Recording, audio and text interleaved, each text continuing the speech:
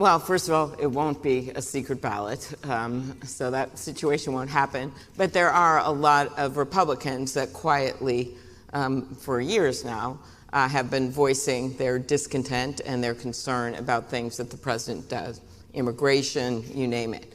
But many of them, unlike Senator Flake, won't rise to the occasion and talk about it.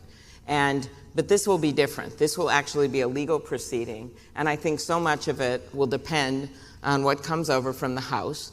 I personally think that that document is a smoking gun. I mean, you have a president that calls up a foreign leader and basically tells him to sick his country on finding dirt on an opponent in an upcoming political election. At the same time, a few days before, weeks before, that he has frozen some of the aid to that country. A country that is, I visited now twice, is a fledgling democracy, very dependent on the credibility of the U.S. and U.S. support, both financially in aid, but also the standing of our country standing with them. And this president clearly had been pulling that back in various ways on Twitter or in reality. And I just think when you look at it, that document is everything.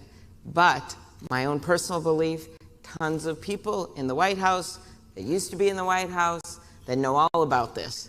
And they know about other conversations like this because Donald Trump has never been able to differentiate between his own personal gain and what you do as a president, as a leader, starting with when he stood in front of that wall of the stars of the that sacred wall of the deceased CIA agents a day after he gets inaugurated and gives a political speech.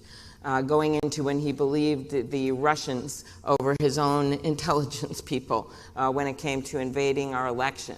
What we just learned in the reporting from the New York Times last night about that he told them, oh, that happens all the time, no big deal. Every single time he puts himself first, and that's not what you do as a leader. And when it comes to national security, our Republican colleagues talk a good game. Well, now's their moment to show it. On this topic that I think a lot of Democrats think about after the last 20 years, do you want to abolish the Electoral College? Yes. I mean, do I think it's a reality that we're going to get all this done with all the interstate thing?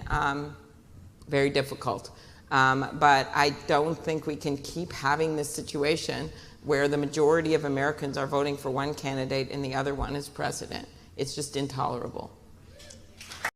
Hey, NBC News viewers, thanks for checking out our YouTube channel. Subscribe by clicking on that button down here and click on any of the videos over here to watch the latest interviews, show highlights, and digital exclusives. Thanks for watching.